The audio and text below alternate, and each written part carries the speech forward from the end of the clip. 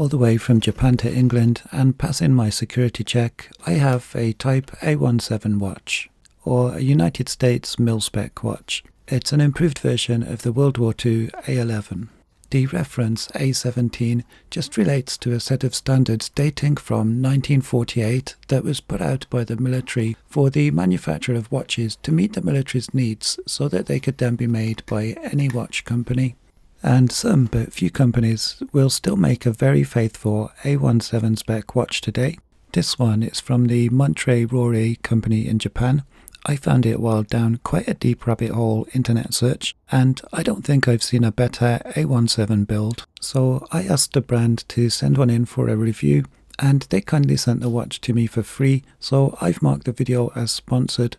For international viewers, there's a non-affiliate link to their store in the description below, and for Japan locals, I put an affiliate link to their Japan store. That means if you use the link to buy an item, I can earn a small fee at no extra cost to you. First impressions are, wow, it's a bit of a showstopper, an eye-catching piece, immaculately finished, and has a Swiss movement, all from a company with a remarkable history.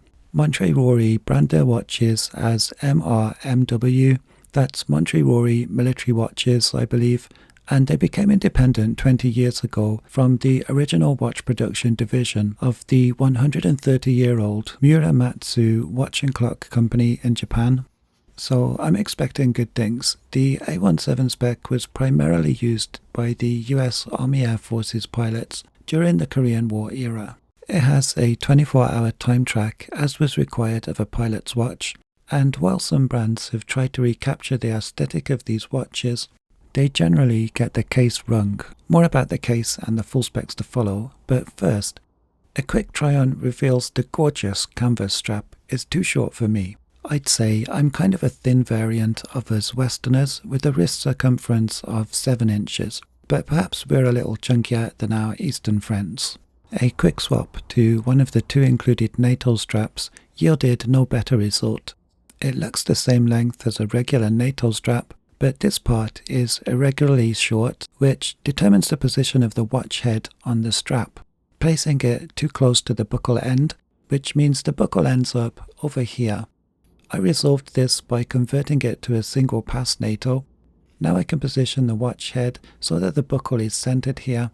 Also, the strap sits closer to the case now, effectively providing a little more length so that the tail goes through the last keeper. I spent a few days with the watch before returning to my review to give my feedback. If you like these kind of watches, I'll have more field watches and military type watches to feature in future videos, so consider subscribing.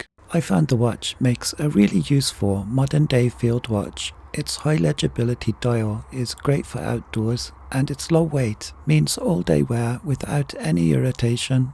Its biggest USP, which can't be ignored any longer, is that fantastic dial.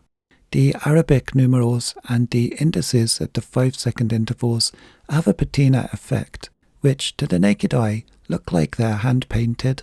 I asked, and actually it's mesh screen printed, which made me believe it would just be decorative. But I was wrong. In fact, it's also loomed.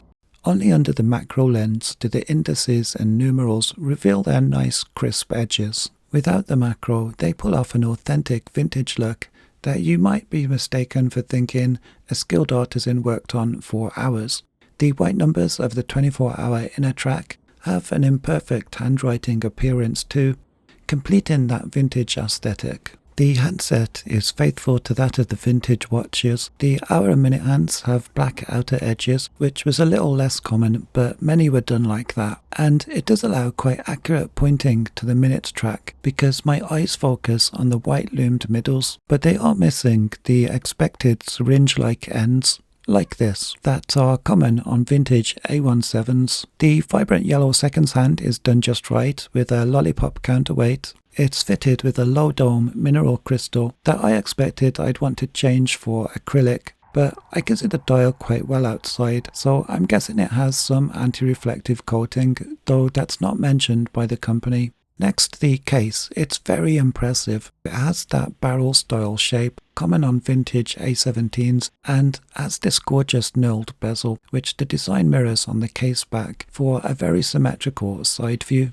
It benefits from drilled lugs and they etched the watch specs onto the case back as used to be done. It's a push crown and a screw down case back. The stainless steel case weighs just 16 grams. I measure the case thickness at around 11.5 millimeters. The case size is 32 millimeters excluding the crown. That's the all-important dimension that so many other brands get wrong when trying to recreate an A17 because they don't have the courage to do it. Some even make ridiculous 40mm cases, which is not a proper A17 in my book. 32mm was the most common size for the period. A generously sized crown gives the watch a little more wrist presence and a measurement including the crown of 35.3. Lug to lug is 38.6 and lug width is a period correct 16mm and it's waterproof to 50 meters on one of my own two-piece straps. Here's another top-down shot of the watch on my 7-inch wrist,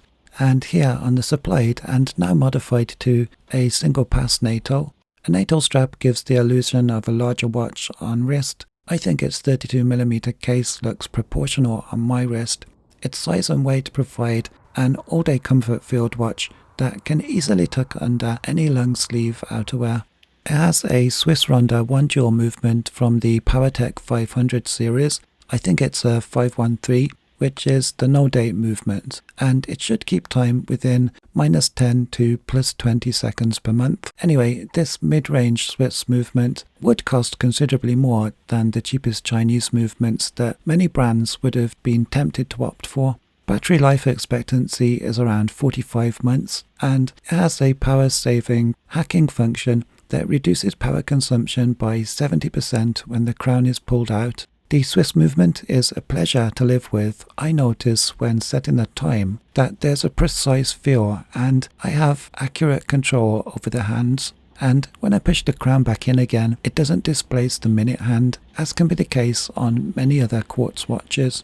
Of course, the 1950s watches would have been mechanical but nowhere near as accurate, and quartz delivers a more affordable proposition. I have various budget-friendly vintage-style mil-spec watches which I enjoy, but they're a little basic and toy-like with cheap Chinese movements, which is the usual recipe for many brands and offerings from the usual marketplaces. And I can't think of any brand that produces something to this standard apart from ones that are really expensive. The MR-MW is a big step up in quality to add to my collection, and it costs a fraction of what it looks like it should cost. The overall offering, the finished product, feels on par with what Hamilton or Tissot deliver when I buy from them. If you want to see reviews of some of my other favourite field and military watches, check out the description below, and if you made it this far and enjoyed, please press like. Thanks.